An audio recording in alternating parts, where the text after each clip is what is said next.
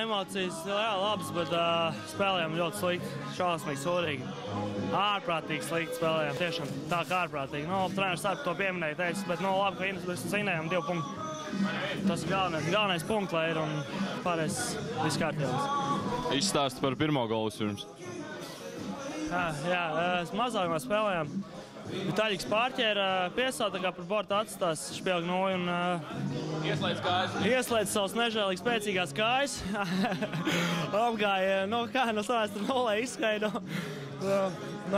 Paņēma zērto, uzmeta kaut kā viņa tur atstās laimīgā kārtā un iekrita vārtos.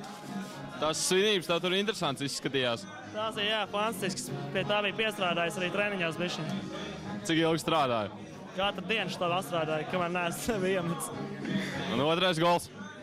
Otrais izgājām. Robinsons pa davu arī piegāja zonā, nometi Taļikam. Nezinu, man likās. Nezinu, vai tur bija zona vai nebija. Tur tā 50 izstājās no man leņa, bet Taļiks pārveda un es tam stiprajām rokām paņēmu un ieliku ripu vārtās. Izskatās, ka jums tur ķīmija ar Vitāliju novienā līmenī. Jā, mēs tur baigi spēlējam. Baigi spēcīgs tandēms uz tā. Baigi spēlēri. Ko var teikt par skatītājiem? Super, ārprāts, pilna hāla jau otro laikam jau, kur spēlē jau pēc kārtas.